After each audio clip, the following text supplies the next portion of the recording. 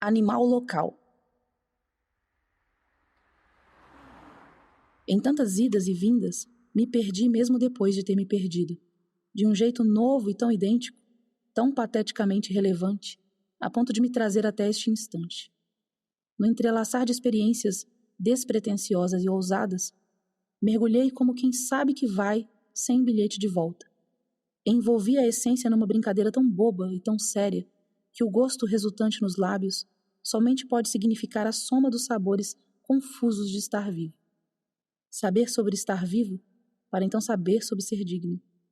Era o que eu pensava, com uma dedicação tão grande naquele momento em que o medo de realmente perder a orientação do caminho de volta para casa também me assombrava.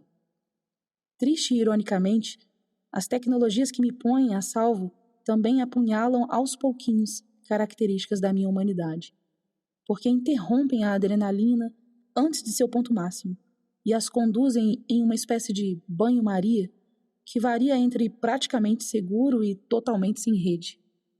E é assim que aqueles que são desorientados na espacialidade vivem no mundo contemporâneo, diretamente dependentes do bom funcionamento das aplicações tecnológicas contidas em seus eletrônicos. Chegar e partir nunca foi tão libertador e tão simples. Uma pseudo-simplicidade que cai bem a uma era de vidros fechados em carros quase blindados, tomados por seres que, embora amplamente logados, aparentam algum rompimento, alguma desconexão em relação a um fio substancial. Presa ou não a um fio essencial que me torne mais humana, de uma coisa não tive dúvida, em meio a tantas vias incertas e mal sinalizadas na belíssima Rio de Janeiro. Ainda que eu não soubesse minimamente onde estava, certamente o app localizaria, com sua bela tecnologia de distâncias, objetos e locais. Assim, minha mente traduz as funcionalidades dessa programação salvadora. Enquanto me localizava e tomava para mim a tarefa de me conduzir a um porto seguro com o mínimo de intercorrências desagradáveis, esse não ser simplificador libertário me fazia a oferta de lançar mão de uma espécie de pílula relaxante para as desgraças cotidianas. Oferta aparentemente gratuita, embora eu bem estivesse disposta a pagar caro por esse espaço virtual de paz. Chego a pensar o que seria de mim e de minhas andanças sem o portátil não ser simplificador libertário, que ocupa algumas porcentagens dessa quase extensão de mim mesma, que ainda insisto, como muitos, em nomear simplesmente de celular. Dá medo. Sinto-me assim quase desnecessária para mim mesma. Por sorte, ou melhor, por app, entramos enfim na linha vermelha. Sim, estou sozinha no carro, mas entramos eu e as minhas extensões. Aqui eu conduzo e aqui me conduz. E vamos em bloco, tal qual peças mal encaixadas com fita isolante de feira de domingo. Neste bloco, algumas regras formam a base que faz com que todo deslocamento tecnologicamente seguro dê certo. Primeiro, a grande rede. Segundo, sempre estar atento às informações relevantes e precisas localizadas pela extensão não ser simplificadora libertária.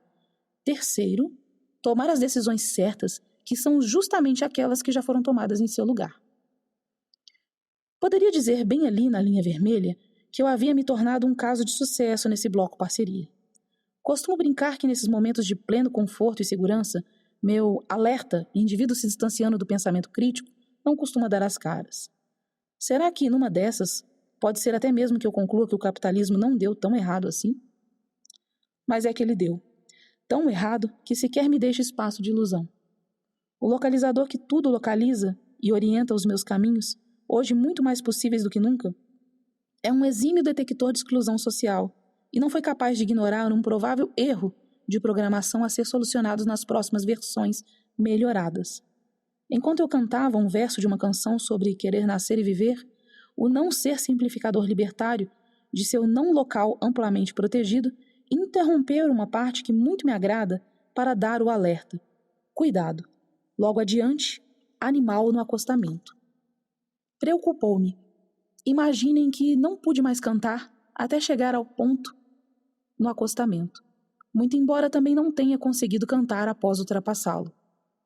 Não mais do que uns 200 metros à minha frente, em velocidade reduzida e é bem possível que todos tenham recebido o mesmo alerta, anseio para saber qual animal abandonado e desafortunado estaria no acostamento à beira de um viaduto na linha vermelha. Pensei em cachorros, gatos, cavalos e até onças.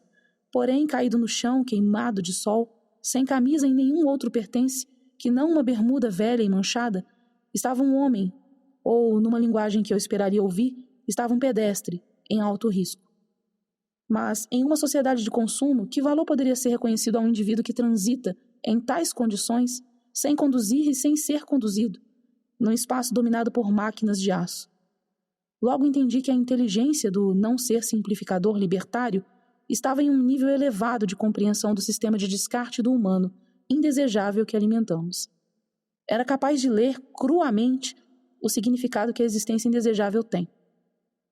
Creio que nas próximas versões a habilidade será alterada, para simplesmente não leitura do fato. Referindo-se ao animal naquele local, o poderoso salvador dos desorientados me fez perceber inúmeras questões, dentre elas o fato de que ter a condição de humano não nos é suficiente em intermináveis contextos dos quais somos violados por tão pouco.